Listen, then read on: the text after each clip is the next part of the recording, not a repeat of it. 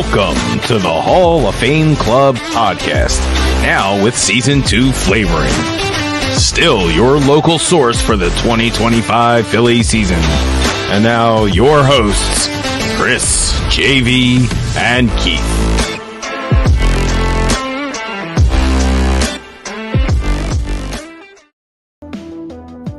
Good evening. It's October 14th, 2025, and welcome to the Hall of Fame Club podcast, powered by the Broken Bell Network.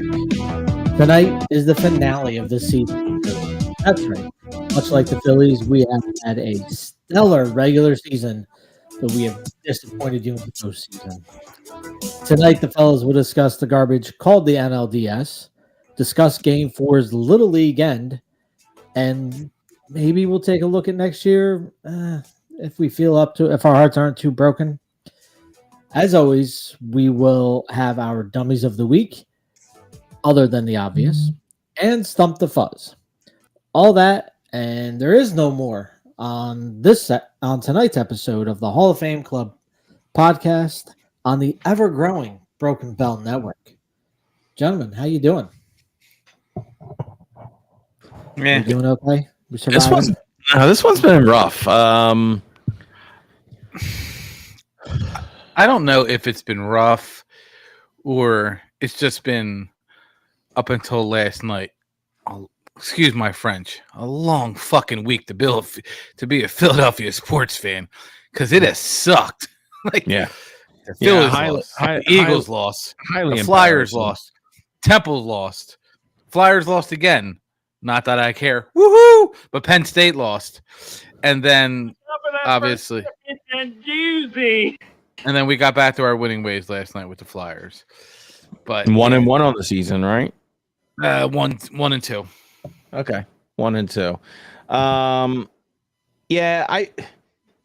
So here's the thing. I wasn't sure kind of how I felt after, getting eliminated. It definitely felt like I felt like I was 13 again in 93. It hurt. I think it really hurt. I felt well, no, I'm not. That's not an indictment on Kirkering at all. Absolutely not. No, I don't want anyone to think that we're knocked out of the NLDS because of Ryan Kirkering. That is, there's so much more than just that one play. Well, that just happened to be. I'm gonna drink my little Dr. Pepper can because it's short, and I'm just gonna shake because the Phillies came up short again. So I'm drinking a short. All Dr. the Pepper minis. All the minis. I think that's my problem with how it ended. It was so exciting. They fought back. It was the 11th inning. It was a pitching duel, and both bullpens actually were pitching well. It wasn't like Kirkering was not. I mean, some bad choices. But they didn't fight back. They had the lead. Yeah, let's kind of get into it. Game 4 NLDS. We all know, and we just kind of alluded to it does end in a walk-off error. Yeah. And so that was the final score, 2-1 for the Dodgers over the Phillies. But let's talk about some of the positives. Chris Sanchez with a beauty of a game. 6 1/3 innings. Yeah, I mean, he allowed 1 earned run. He had 5 strikeouts when he gets pulled out. I think we should get into it. The controversial strike call, right? Sanchez said that the home plate umpire came up to him and apologized after missing the strike. There's hands down. There's my fucking dummy of the week. The ABS is going to change a lot of games next season.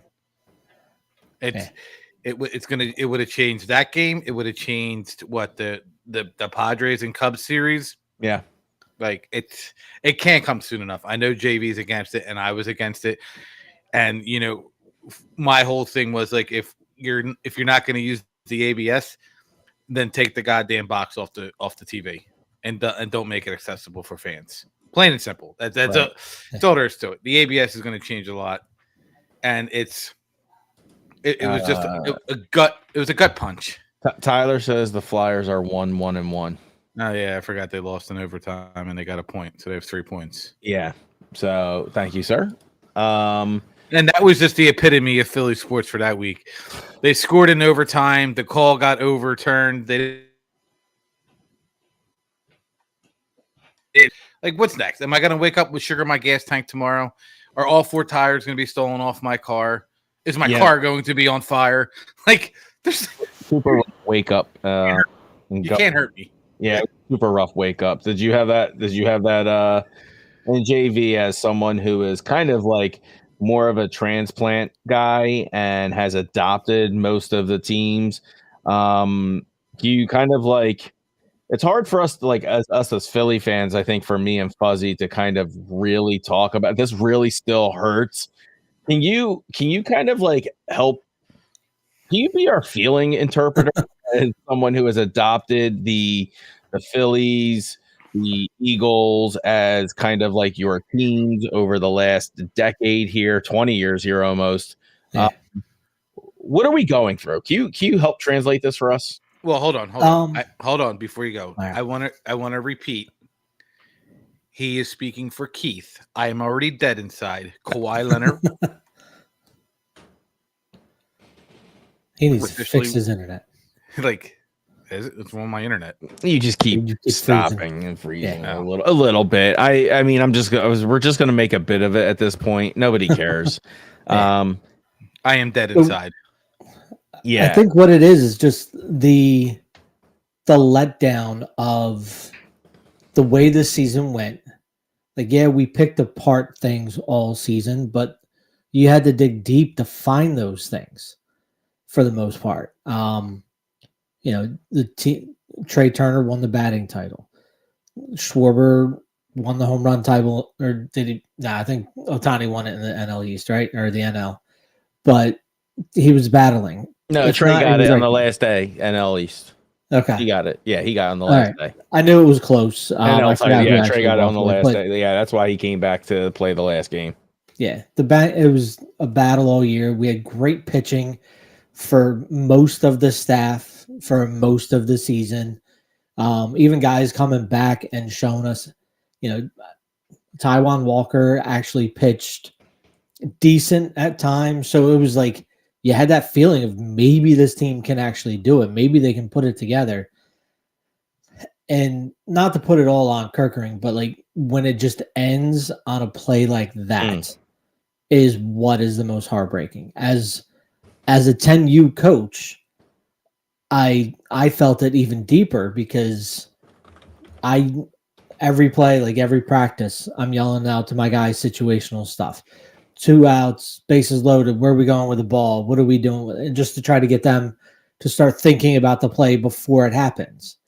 And watch that, and it was like one of those things, like as a coach of youth sports, you look at it like that was something that you practice and you do. And we addressed it in the practice. The next chance we got, we practiced that same situation, you know, just trying to get guys to realize that, yeah, that's why you do the practice, so that you don't have to think in those situations. You can just react. JT reacted. He knew exactly what to do. But I think that's what it was. It was that type of play that ended it. If they had hit a walk-off home run and just, you know, great pitch and it was just a better swing, I think it'd be slightly different. Not a whole lot because of the way the season went, but it would be slightly different that at least it was the Dodgers that beat the Phillies, not the Phillies that beat the Phillies. Right. And I really appreciate you not answering any of my question. So that's really great. That was awesome. The question was, how are we feeling? Right. And you gave us what happened. And I just wanted you to kind of explain the kind of the hurt we can't put into words. And it's heartbreak. It's really what it is. It is. When your first love broke your heart, it's that. Right. Right. Just no words. It's like being in a 4-year relationship kind of. And let's get this one out of the way for all things said. I think at all points in this season 2 of the Hall of Fame podcast, we had all said something to the effect of, quote me, is yes, they are good enough for this season, are they good enough for the playoffs? Right? I know I've definitely said that because that's the burning question, right? Are they built for the playoffs? And for all intents and purposes, I think at one point I said yes. I believe that but what I forgot was what really hurt us last year was the same thing that hurt us this year. Like in game 4, Schwarber, Turner, and Harper collectively went 1 for 14 in that game. Right? That is how you lose. We had just 4 hits total in that game.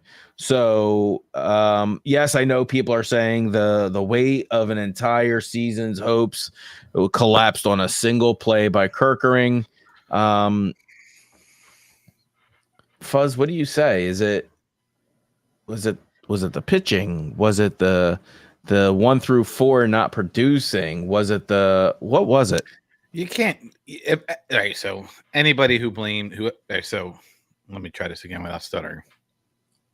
The fan in me pissed off at Kerkering for not going to first because you always got to know your next play. You have to know what you're going to do the next play. That's basically what it is.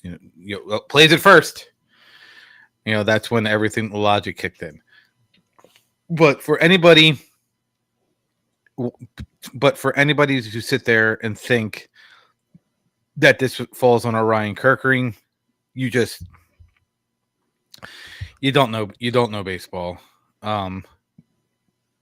It's they got cold. It's what they do.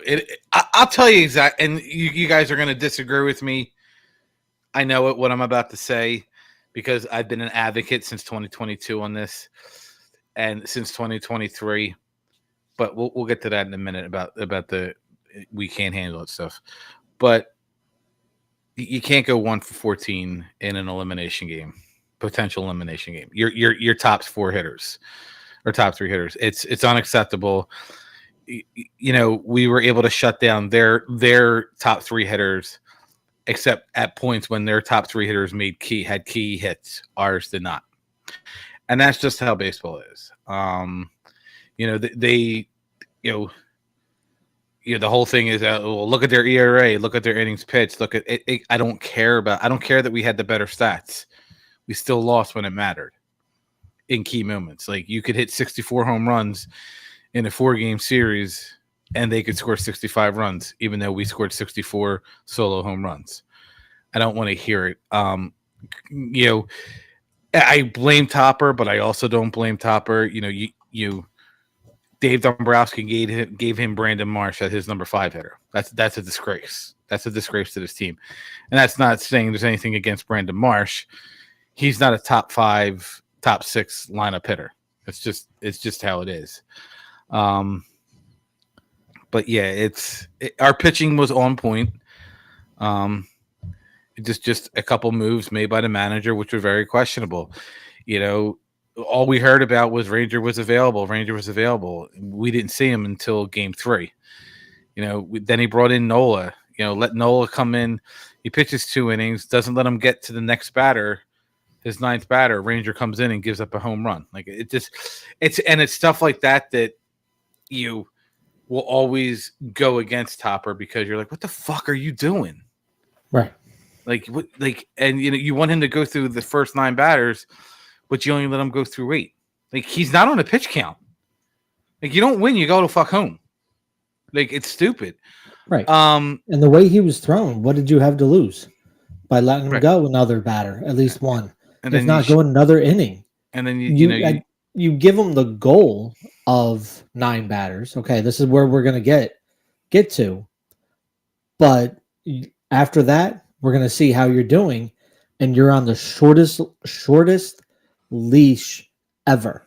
You walk one guy, you're out, and you just have whoever is up next in the bullpen ready to go, and you just tell them that the way you've been pitching, this is what we got to do. We could have seen great Aaron Nola during the series, but we only You got just a chance keep to do two. innings. You just keep two arms loose at all times, just in case the guy goes a little more distance and you squeeze him, right? Mhm. Because we are talking elimination or whatever, close to elimination. At all points were we very close to elimination, other than game one.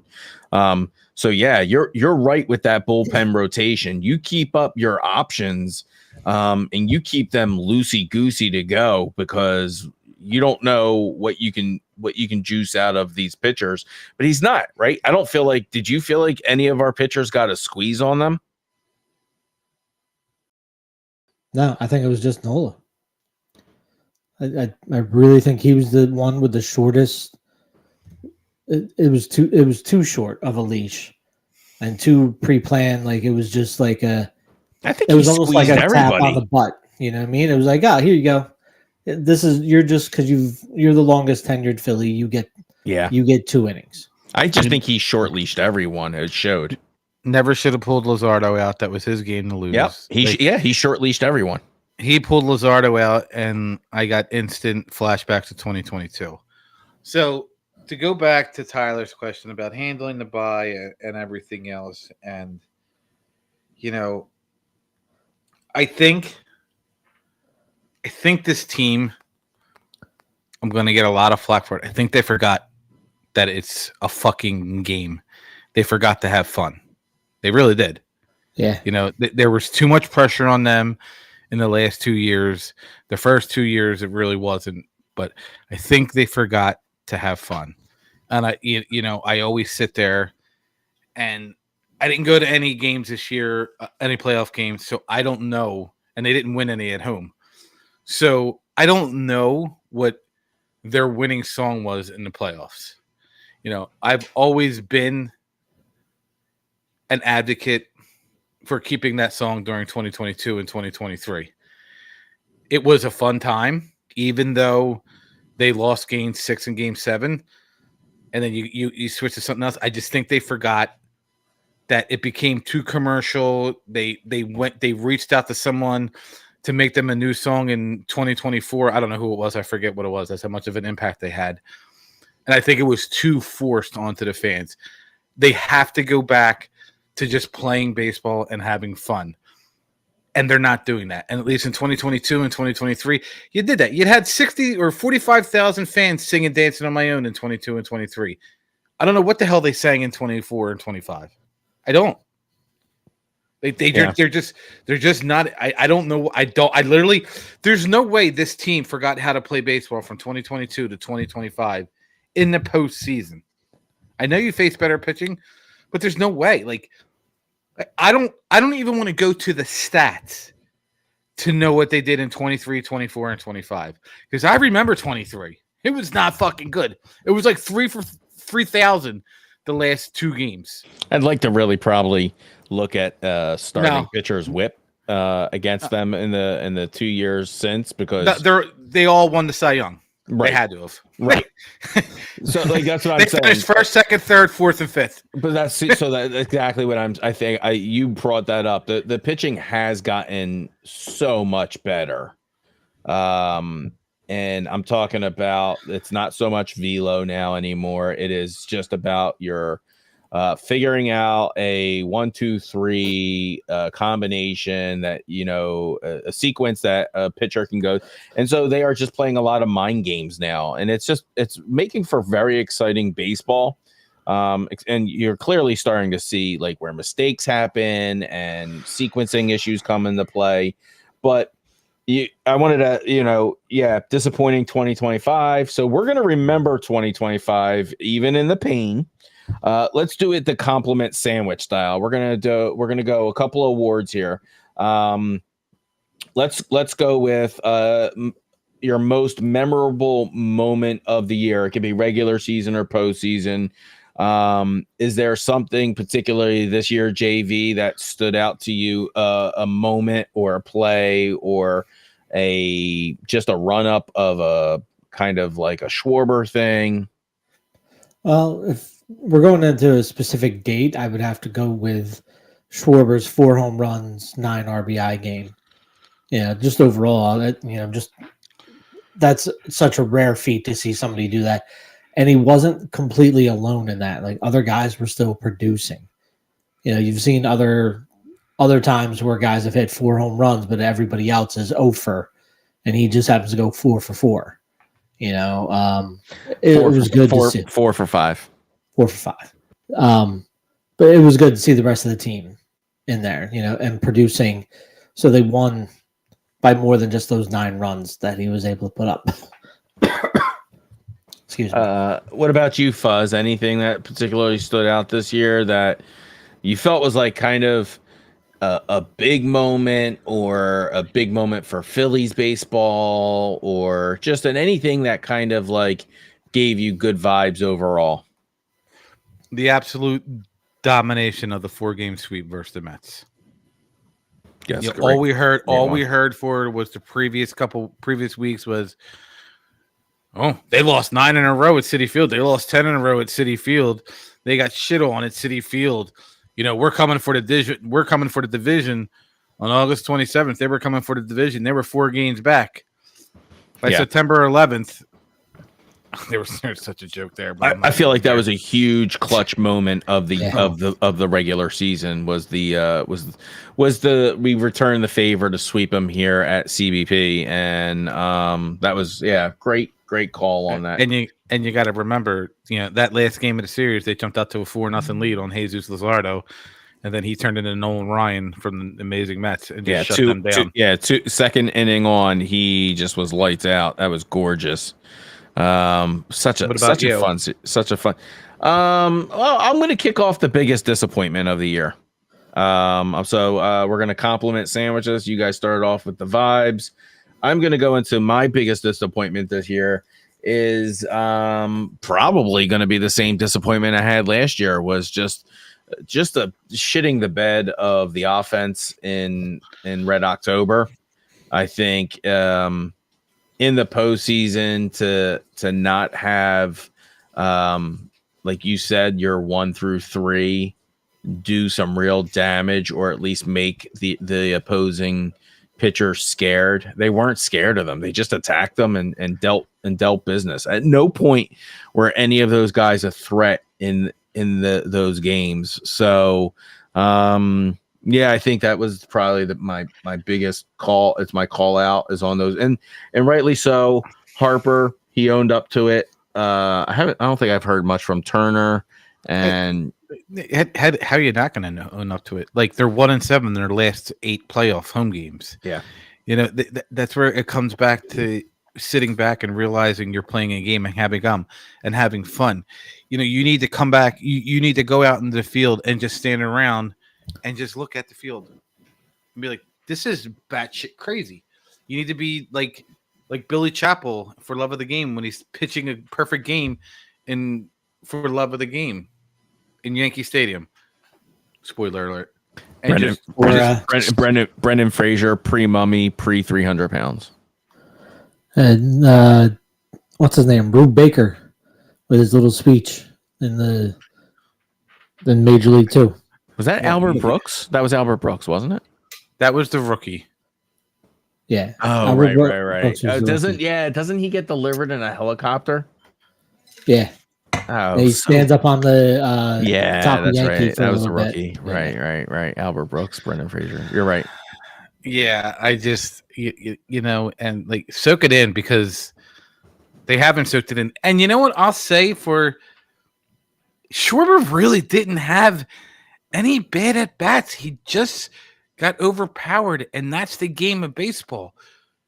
But Bryce he shouldn't have been overpowered. Trey Turner shouldn't have been overpowered. Like, we went into a fucking playoff series Outplayed with Alec Boehm as our cleanup hitter. Like, the fuck are we doing? Yeah, what did we all think that was going to be when we said Turner was coming back? I think my prediction was you throw Bader there, right? I think that's what you said. Yeah, I think I said Bader. I mean, I don't see anything. Yeah, no. Okay. You move Turner out of the leadoff spot. You put him to where he's not been batting all year long. He changes his approach at the plate. Now he's swinging for dingers, and he's swinging, I guess, at the same junk that was off the plate. I don't know. Yeah. Okay. I'm not gonna relive that game. I'm really not. Let's move into. Is there a bigger disappointment than the offense stalling in October? Is there something else you guys want to highlight? I mean, my thing is just I want Aaron Nola to solidify his stature in the city. Like he does come, at least publicly, he comes off as a nice guy. He looks like he comes off that he works hard. I would just like for it to translate to the field to where he can be that guy, and it just hasn't happened. Like, I feel bad that it just hasn't happened. And this year, I know he got hurt, but it's still. I just wish he would be. I wish he was better.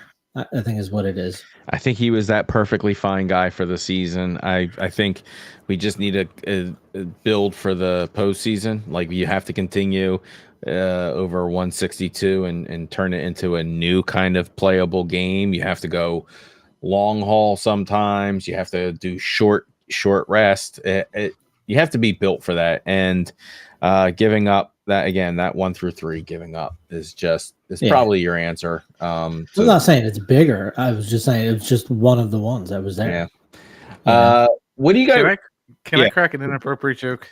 I mean, you look like you have constipation, so there's too many white guys in the lineup. Go ahead. I mean, that's not inappropriate. I mean, it is an observation. Let's get ourselves into what do you guys think was like the most improved player, or was there a breakout performance, someone you thought was a amazing bench contributor? It's kind of hard to call Sosa a bench guy, but I don't think anybody improved. I think they were what they were from 24 to 25. Like, we knew if you look at what Luzardo did in Miami versus what he did here, he definitely improved. But he wasn't on our team in 24. And if that's where we're going, then yes, it would be Jesus Luzardo. Yeah, he's hands down. Yeah, and just if you had doubts about what he was doing early on, I think we could all buy into that, right? I think you could all go like, okay, it's everyone gets that.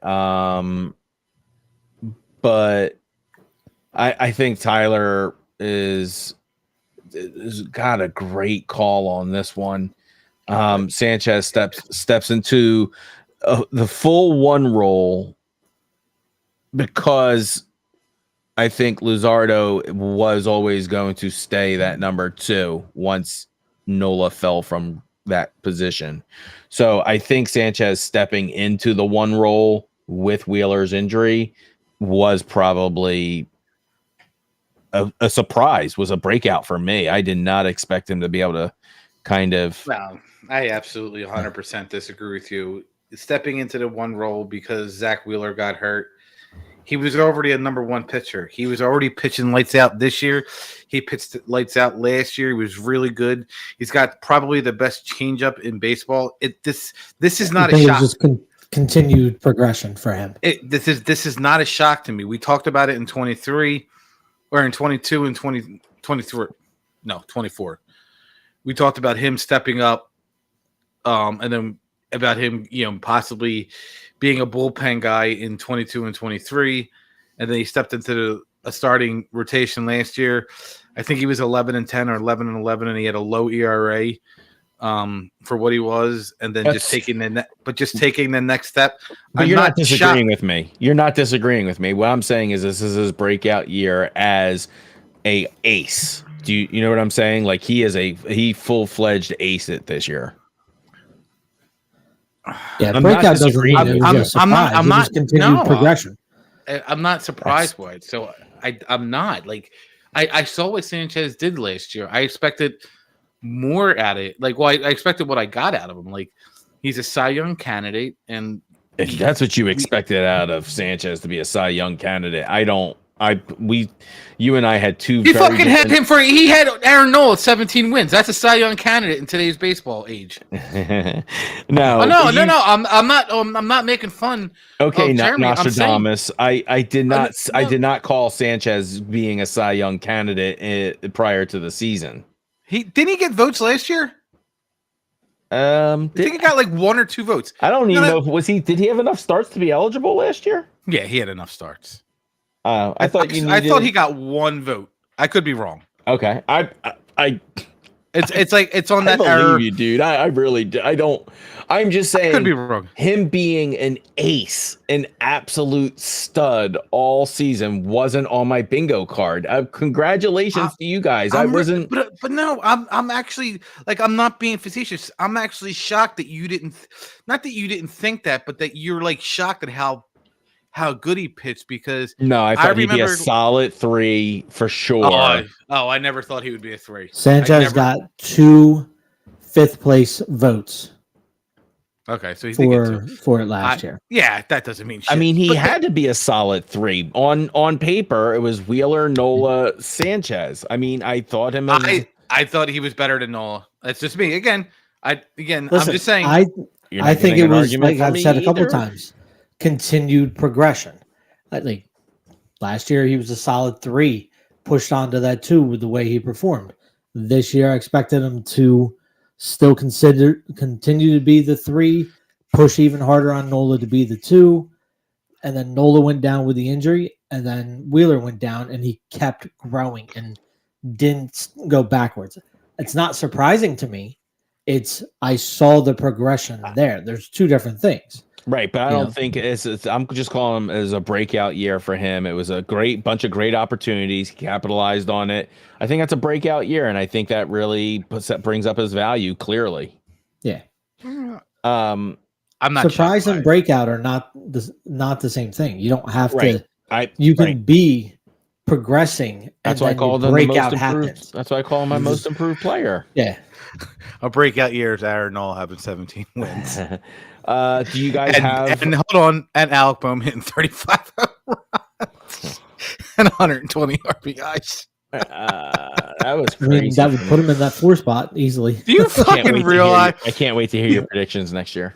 Do you fucking realize how close they were to hitting Keith's prediction with those 2 players absolutely shitting the bed? That's what annoys me. I was 6 wins away. Price is Right rules. Didn't we win by not going over? We did. You went way over. No, I said 17 wins. He had fucking. He didn't even get close. No, you went. I went the dollar route. The actual retail price, bro. You lost. We all lost. We all went over the actual retail price of what we called. Do you guys have a 2025 MVP for the year? Oh, I thought you were about to be predictions for 2026. I was be like, fuck you. Do we need to really discuss who the MVP of the 2025 season was for this team? Just want to hear it. And who's your reasoning? One person can take it and we can just go, okay. Or Schwarber. Sanchez. I don't think they're even remotely close to these games, because I know a lot of his home runs were solo home runs and all that talk of games where they didn't matter, blah, blah, blah. But they did matter because he was the threat up there, so it helped other guys. They knew going up there, they were relaxed. There's a chance he's going to hit a home run, so I don't have to press as hard. Yeah. So now I can relax and just take my bat like normal. He had a 928 OPS, so not as many of them were single home runs as you think. Right. All right. Can I name my MVP? Sure.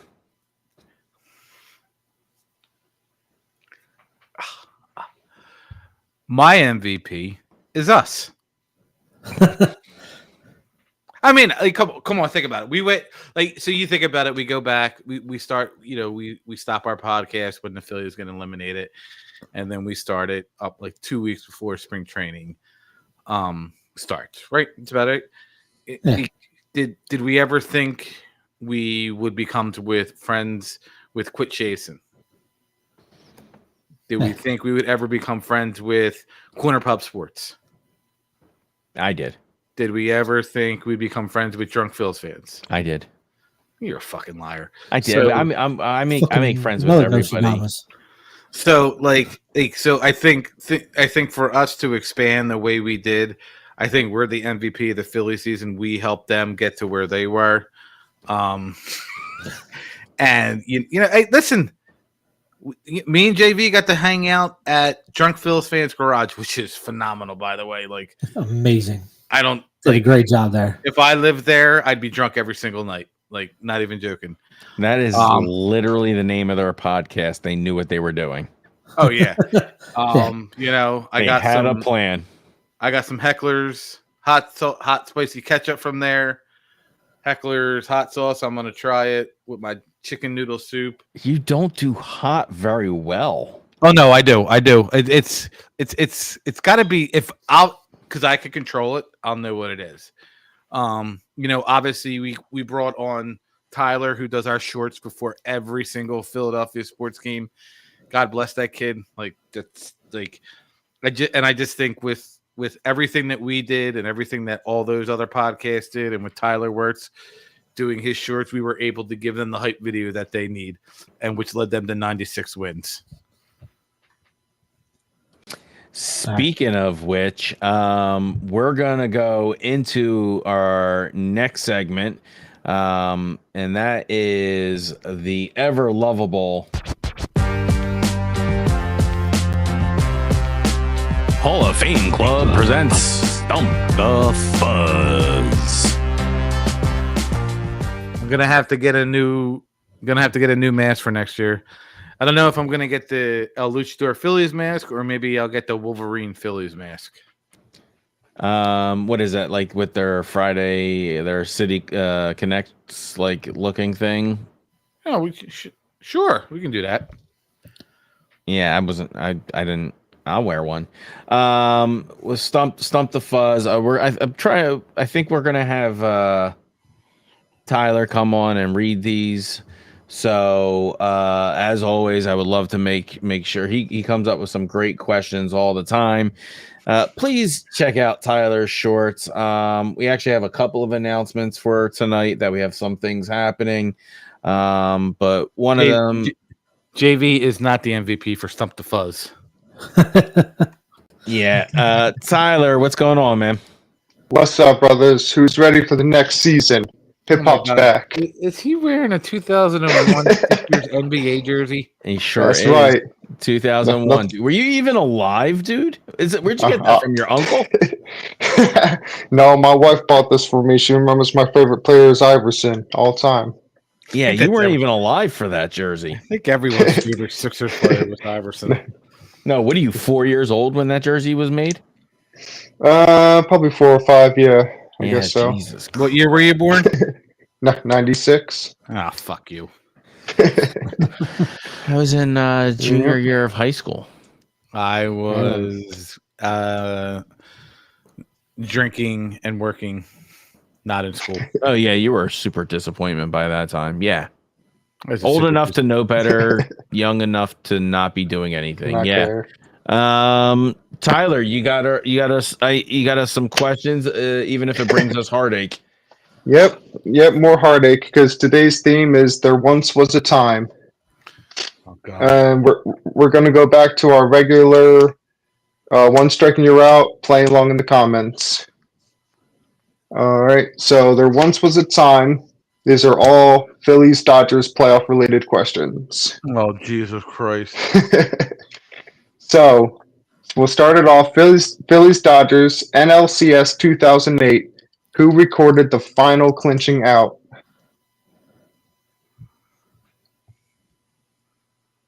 Are we talking about pitcher? No, the fielder. All right. Well, it was a pop-up by Nomar Garcia-Parra. I was in Keith's house. Got to give me a second. I want to say Chooch. Got to give me a second. That is correct. Oh, okay. All right. Now, what grade is your daughter crazy in? that is it?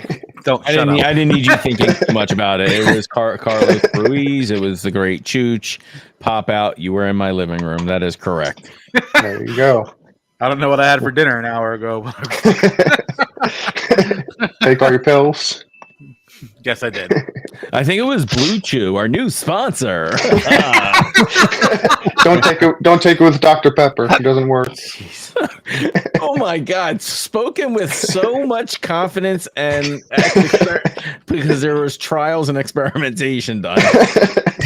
Oh wow! It works for Mountain Dew. Congrats. All right, you're on question 2. All right. So even worse than that. Same scenario, same question next season. Who recorded the last out?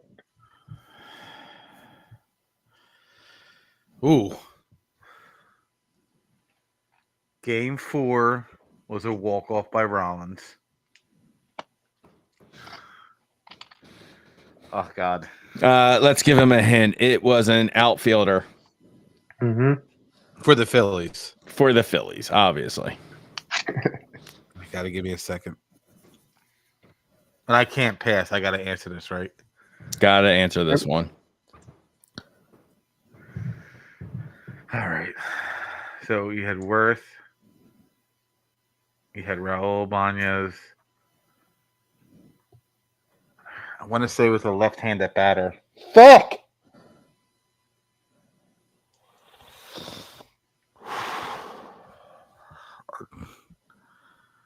I'm just going to say Jason Worth, but it's probably Shane Victorino. We need you to pick an answer, bud. What do you mean you needed me to pick an answer? You said 2 names. I thought it... I don't know. He said Worth, but he's probably wrong. That's what he said. Hold on. Hold on. So is it Shane or is it Worth? His Google's running slow. No. You can see my reflection. I just want a fucking answer. Fine, Victorino. I don't fucking know. There you go. Shane Victorino. Right, that was a fucking full guess. With the assist. Here's the point. Here, it definitely was an assist because I'm going Bañez or fucking Worth. Not even thinking about the center fielder. I'm like, did Eric Bruntlett play the outfield? Like, yeah. Shane flew in from center field on that pop up. Did he?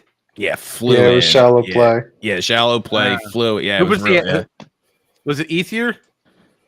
Made the list. Ethier. Yep. Yep. And all right, you get yourself to the last question. All right. We went 3 for 3 2 weeks ago, so let's see if we can hit it again. Man, that ain't gonna happen. 2008. Take a step back. Game 4. The Phillies scored 4 runs off of 2 homers in the 8th to start their comeback. Who homered? Phillies, Dodgers, Game 4. Mm-hmm. 2 home runs In the 8th inning. One of them is iconic. Shane Victorino. There's one. 2 of them might be iconic. The second one, he should know more than the Victorino one. Yeah. Hit one into the night. Mm-hmm. Stairs. There you go. 3 for 3. I'm thinking they're home. That's what I'm thinking. Right. And when you said Game 4, I was at Game 4 of the World Series, and I'm like Joe Blanton. And I had to step it back. Right. NLCS. Yeah, so Victorino hit the 2-run shot, and then Stairs came in as a pinch hitter, and people forget about the Victorino homer. Dude.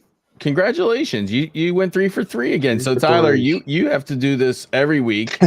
Let's just kick this out. Hall of Fame Club presents Stump the Fuzz. Now, I want to make a request. Okay. I need to know. So, for the NLDS in 2026, I need the Phillies to be able to play the Braves. And then for the NLCS, I need the Phillies to play against Jonathan Broxton because all we do is hit walk-offs against that guy. Can we do that? Can we get that? You don't look at any more of those NLDS Braves games? We'll call the script writers and see what we can do. Yeah, let's Tyler, we want you to stick around. We're gonna got be 3 doing... words real quick. 3 words. Fuck Matt Stairs. Wow. Damn. You know why, Keith? I do. And I do know why. We were there. It was a very terrific night for one of us. Yes. I think I called that, right? I'm like, dude, I'm like, Matty Stairs has Keep got rubbing it in. Yeah. That sand and salt into the wound. Yeah. So let's do dummy of the season, I guess. It's fine if you have a weak person. If it's Kirkering, get out of here with that shit. He ain't no dummy. I mean, yeah, it sucks, but that's not what lost us. But let's get into it.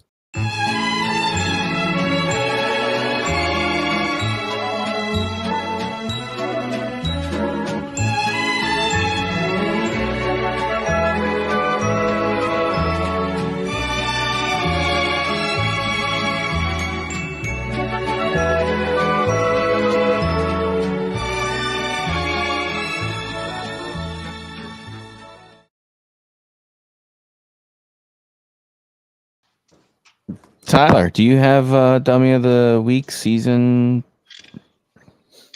Yeah, I'm gonna say I have definitely one, maybe two. But I'll say number one being whoever, I don't know who made this decision. Maybe it was Topper, who said go walk around to Otani, who hasn't been hitting all season or all series, and load the bases for Mookie Betts. That was a dumb move. And number two, of course, being all of us, myself. Hold on. Someone else might have it, so we'll come back around. If no one has it, I'll have you share it. Someone else might have that. So you're saying your first one is whoever decided to walk Otani to get the bets. That's a pretty damn good one, actually. Yeah. JV, you got one? Mine is for the season, but 2 examples of it are recent with the Orion Kirkering and with the Brewers and Dodgers game, recent game. My dummies of the season are all the internet umpires that sit here and argue and try to tell you what the rules are when they clearly have no clue what they are. The examples was on the Orion Kirkering thing was people were complaining that the runner still should have been out because he missed the plate, and you can't miss the plate and go back and touch it. Yes, dummy, you can. It happens all the time. It happens on the other bases as well. You can go back and touch. And then in the Brewers and Dodgers game, the ball that Frailing missed, hit off the wall, caught, through, and it turned into the weirdest double play probably in history.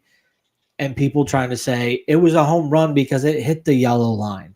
It's not a force play because it hit his glove. Just stop. When you're saying things like that, you are telling me you don't know baseball without saying I'm a moron. So just stop. Stop talking. Let these guys explain to you what the rules are if you don't know, and just sit back and enjoy the game. That was a wild double play. I don't care. It was a wild double play. Yeah. Fuzz, you can go or I can go. It's up to you. All right. Mine's gonna be I don't know who to give blame or credit to. It's either gonna be, and I don't mind if I'm proven wrong next year. That's great. But as of right now, the way I see it, it's either Dombrowski or Middleton, probably Dombrowski. And that's, keeping Topper for another season. I just don't think he knows how to manage talent and motivate talent. I think it was very clear that if you're going to allow a guy like Castellanos, who does have talent, operate the way he does on your team, calls the shots, I think that's a bad manager. And I would have liked to have seen a replacement. However, I do think he's on a short leash for 2026, and he could possibly Girardi this.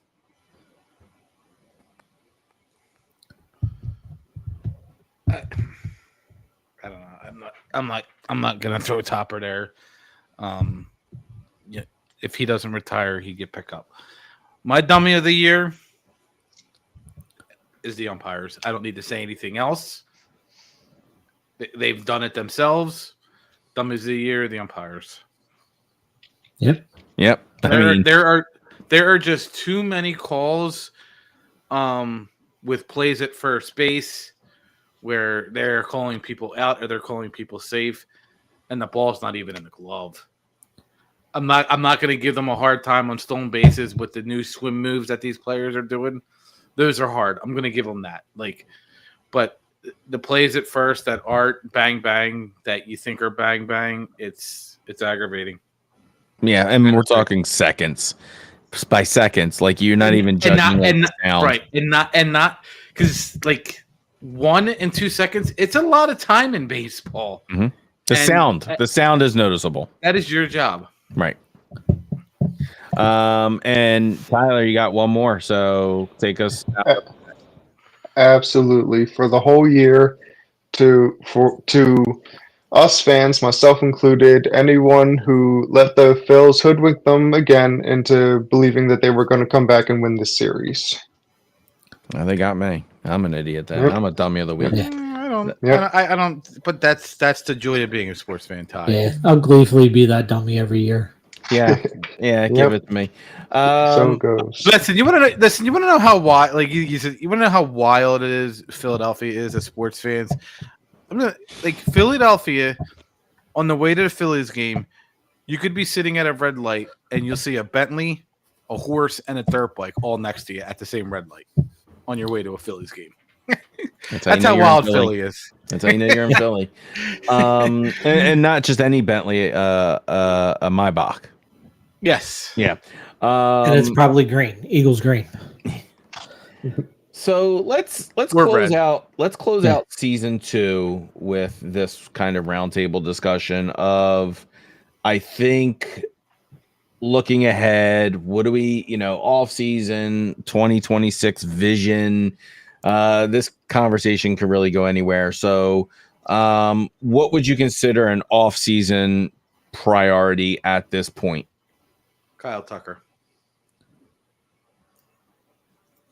A 4-hitter, wherever you want to look at it. Tucker, Pete Alonso, a true 4-hitter that could be in there and protect those guys up there. Get them pitches. And I tell you, and I go back to what I said earlier, and I said it last year, and I'll say it again this year, and I know you guys all laugh at me. I really think they haven't moved on from losing Rhys Hoskins. You're not the only person in my life to have said that. You are, and the people are sold they can get him cheap enough. But you already have a DH, and that means you're moving Harper back out to right field. And if you're moving on from Casty, I get it. Yeah. Listen, I told you. I said you need that 4-hitter somewhere, a true 4. Because you don't have that on your team. And you gotta understand something. Schwarber's a true 4. But you've seen him not produce there either. But here's the thing. Here's the thing, and we'll get into this brief conversation, and then you can all tell me your opinion. And I'm probably going to cut somebody in the face. Who would you rather have facing in a key at bat? Would you rather have Rhys Hoskins or would you rather have Nick Castellanos? Rhys has that clutch gene. Seen it. I think you've seen it from Costi too. Yeah. Yeah, but you've seen it more from Rhys. Moments. But you've seen it more from Rhys. Yeah, of course we have, because Rhys has double the amount of time as Nick. So you've seen it for more. No. In the playoffs, he doesn't. I'm just saying, Rhys Hoskins was here for 8 years. Yeah, and he fucking played with the likes of Tyler Wirtz and Keith Newman playing first and second. Stop. And shortstop. They weren't that bad. Jesus. They weren't that good. His head just went like a puppy. His head just went. Yeah. We were in Listen, Pirates until land Stott for a got couple it. of weeks. So what do we Until have Stott to? got there, they didn't have a second baseman after Utley left to Stott. There was no real second baseman. Cesar Hernandez. But that's another thing. So like we have like a lot of like evaluation pieces going on, a lot of moving pieces, like the re-signing of Schwarber, worrying about the, like our clutch outfield. We felt like we've actually matched the outfield with Bader and things like that. Or do you think we need to add depth in our rotation behind Wheeler, Sanchez, and Luzardo? Or is we're okay with rolling out the starting pitching for next year in good health. But I don't know. The four, if you can get those four that were there this year, Wheeler, Sanchez, Luzardo, Ranger, and then you get Nola back healthy. I mean, that's a hard 5 to beat consistently. And I think that even keeps a couple of guys down in the minors that people are clamoring to see. Mm-hmm. You know, like that's part of the problem. And I do think that's part of where you could see a guy like Suarez end up leaving because they want to make room for some of these guys to come up. Man, I wish he could have turned into something like, we have a desperate need for inherited run specialist at this point, and we just don't have it on the team. I want to bring up one thing. Yeah, of course. This is he fucking name's on the door. He fucking called it, and it aggravates the shit out of me. Here we go. JV fucking called it when he that brought is not Duran what I in. called though. Like that is not at all what I called. But you said he would bring him in a situation, and it drove me fucking nuts. I was like, that's not your best. I know what you're saying. But he definitely ran analytics on it and said this is the move for sure. That's why he went with Kerkering. If you actually look at the analytics on this, he is correct. It is Kerkering. I don't know if your gut tells you Kerkering. No, he's talking about Duran coming in the 7th. Oh, and yeah, facing 8-9. Such a weird move. Such a weird move. Already 2 outs or something like that. It was such just a weird move. That was not the situation I called. Yeah, I don't know what analytics played in that there. Inning, the 7th inning, 8th inning, and was facing 1, 2, 3. Yes, I would say that's what I called. I did not call him in to face take care the of the number 9 hitter. Yeah. Yeah. What about you, Ty? Like, what is your must do for the Phillies this off season, or what should be the highest priority? And do we need a cultural shift? I know these two guys think Topper's their guy, but where are you leaning on both of these? Well, I'm definitely more okay with just run it back with the rotation and focusing on the lineup. I think the obvious one is sign Schwarber. Maybe less obvious, I would say. I assume there's an option somewhere to sign Bader. I want that. And honestly, otherwise, got the team. Obviously, that's not going to happen. But I'm not really attached to anyone else outside of that. Harper, Schwarber, Bader. Do we salary dump Nick? Yeah, I mean, I'm okay with that if seems like the best option. I'm not really attached to him, JV, I didn't ask you that. We salary dump Nick to try to build back better. I mean, I think unfortunately with his contract, it has to be the right deal. I don't know if you can so much as just straight. I don't think the Phillies are going to be willing to really dump so much. They need a team that's willing to take on some of it when they go for the trade. Yeah, I don't think the Marlins are willing to pay half of 20. So no, and they got a young catcher there to come up. So that's not. Yeah, it's not smart and for them. I don't know. I think Casty's unfortunately still going to be here next year, just strictly based on that salary. And people aren't going to want to do it. I mean, listen, if they feel like it's right for the cultural shift, if they're saying Thompson is still the right man for the job, And Castellanos has been I don't know if this is fair. A thorn in his side. They definitely rub each other the wrong way. That is for sure. Are we going to deny that? Did we get a story like this last year, or was it just this season? It was just this season. Right. Yeah. So who knows that story isn't just a a breakdown with Casty who wasn't producing, and at the time wasn't producing, and now he's frustrated with himself, and now he's getting Topper to dump on top of him by taking him out of the lineup. He gets a little fired up, says something that he doesn't mean, and it hurts their relationship. And they're both in their feelings, Yeah. And then they come back next year and they both sit down like men and say, "My bad," and move on. Which they're both capable. They've shown they're both capable of doing. Well, I mean, Costi, I think, has been he's been portrayed as the bad guy. I feel like in this situation, or like he, he's the, how do you put it? Like they kind of put it on him, but I feel like he's really handling himself a lot better than the media makes it out to be, and it's really just he's competitive, so he wants to play. So obviously it's a little frustrating, but he knows his role on the team. I don't think he knows his role on the team. Right. And he shouldn't. He knows his role. That's the problem. And he shouldn't. Nick Castellanos will not be a Philly next year. And so it's salary dump, or are they just going to take the best possible deal? I'm sure he's got some sort of trade clause in there. I don't think he has a trade clause. He's not making that much for baseball. He's not. 20 million a year? Yeah. Yes, he is.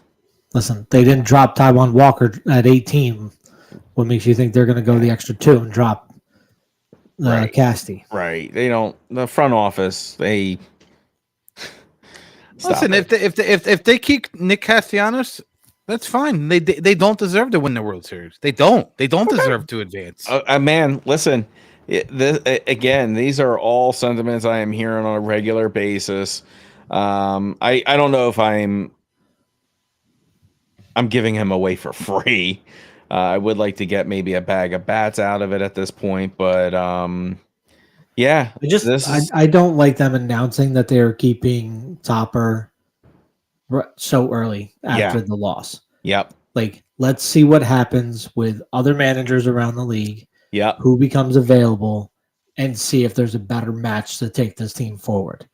And then that conversation of Casty, does Casty fit with manager X? Then you can start looking at those discussions at it. I think keeping Topper and saying it out front, I do agree that Casty shouldn't be here if this is a growing issue, if there's a deeper seed in there that we're not seeing. But I also don't know if they're gonna move him, because they didn't move on Taiwan Walker, who was just not producing. At 18 million, is that other 2 million worth that mental, the relationship side of it? It's easier to move. It's easier to move an outfielder with 20 home run power than it is to move a pitcher who can't throw strikes. Castellanos had one of the worst performing seasons of a baseball player of all time. It was pretty bad. So, in position at least. So, Fuzz, do you want me to put up the screen now? Do you want to plug this thing that we've been working on here? All right, there it is.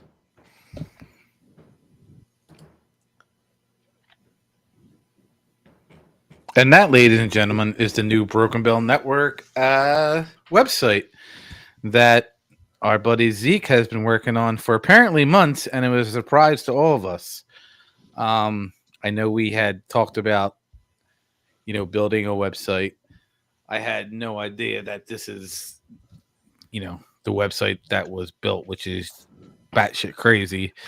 I mean, obviously at the top of the screen, you can see our TikTok, our Twitter, our YouTube, and our Facebook.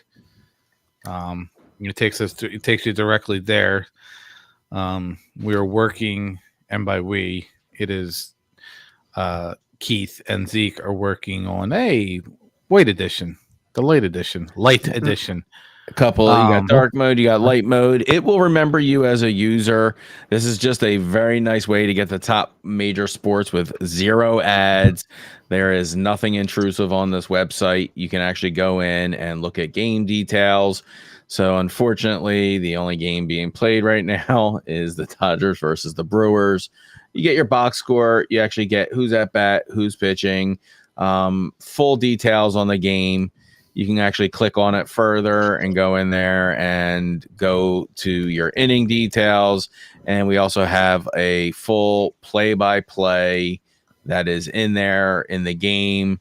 No ads. You can break down stats by each team for MLB. That's why we're kind of highlighting it, is just for the MLB.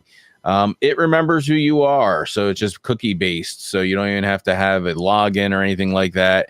You can drag these around and reorder them. You can favorite your teams, and it will remember what your teams are. Unfortunately, when will it become an app? We are working on that. Is working on possibly an app for it. But you can favorite your teams here, and it will always bring it to the lead here. So you know, if you want to go ahead, take out the website brokenbellnetwork.com. And if you like what you see, just remember there's no ads. So just click on our socials and subscribe to us on Facebook, right here on YouTube, Facebook, Twitter, and we do have a TikTok. And so again, play around with the website. It's available free. We don't have any intention to put any ads here or monetize it. We just would like, it's kind of just something we wanted to put together. Did I get it all? I think you did. It looks pretty good. It looks amazing. I think you're actually. I have to keep looking at my TV to see everything in detail because my computer screen's a little small, but my TV looks really good on there. Yep. So once again, and you're working on getting articles, maybe. Yep. So that is going to be another module we're going to be creating where we are going to be posting articles. And if you want to take a look at our articles right now, they are posted to our Facebook social. Eric just wrote just kind of like maybe a really in-depth look at what needs to happen for the Phillies in the offseason. And so tremendous article he just put up probably about an hour ago. Please check that out. And again, if you haven't checked out our socials, please subscribe. We don't have any sponsors. We don't have any ads. All this stuff is just hobbies. So if you could just support us by clicking on the like and the thumbs up, we'd appreciate it. And I just want to say one more thing. Can you imagine flying out to London to watch your team pass for minus 10 yards? I know. This one is one of my favorite ones to look at. Oh God. What are they? They're 0-6 now, right? They don't have a win. Yeah, 0-6. That's a rough one. That's a rough season.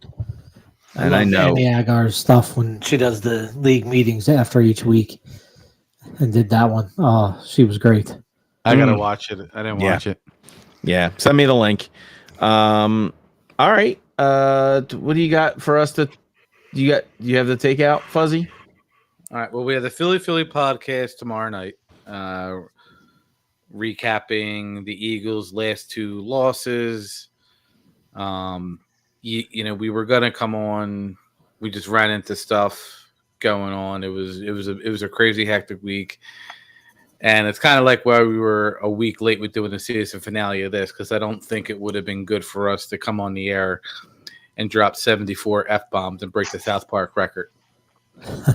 No. I was like, we don't have any FCC rules, so I think it was ideal for us to sit there and let it simmer, think about it.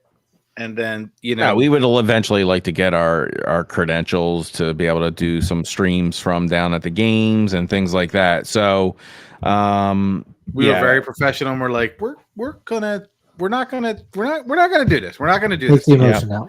Yep. Like, we're gonna take the emotion out. And to be realistically, I don't know about you guys, but I have not turned on Sports Talk Radio since Wednesday of last week. No. So it's nope. It's like I didn't even listen to Kelsey this week. He comes on. Usually Ray Didinger comes on. I like him. Ross Tucker comes on.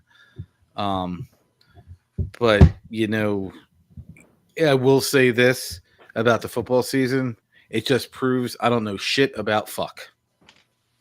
Because it is the most wildest any given football Sunday. Season. Any given Sunday. It's the most legitimate statement for the 2025 season. Because I don't even. Yeah. I am on record on the Philly podcast as saying the Eagles' biggest threat is the Tampa Bay Buccaneers, and it's still looking like they're the biggest threat in the whole goddamn NFL. Not just to the Eagles. So, we are going to be bringing back the Northeast Philly podcast. It's a pop culture podcast, not just about Northeast Philly, but it's three guys who live in Northeast Philly. Three guys and a guy from Jersey. That'll be our next podcast name. Three Northeast guys and a guy from Jersey. Yeah, we just got to come up with topics. If anybody has any topics they want us to email, I had brought up a good one. Maybe the three of us, Ty, you can hop on too. Is maybe a top 3 to 5 sporting moments. It can be Philly sports. It can be international. It can be anything. Like it can be a top 5 moment for you. Like for me, like if I had to put one up there, it would be Kawhi Leonard because I joke around. That's when Kawhi Leonard broke me. It's like just, if you guys remember, like Tyler, you won't. That holding call in the Super Bowl, I did not lose my shit. It just went. You're talking about the one on the very first James one. Bradbury. Yeah. Yep. I was Jesus, you just triggered me. Dude. Everybody else was losing their mind. I just triggered me. Oh my God. I knew exactly which holding call you were talking about. So it's stuff like that, like where you just, I have to bring my kids down and be like, listen, it's not always like this. Like Philadelphia sports teams aren't good all the time. Like we went through 30 and 40 years of like heartbreak and everything. Yeah. But it's Tyler, what's your socials? What do you mean? Your personal stuff? Yeah. social media. Your social medias. What are they?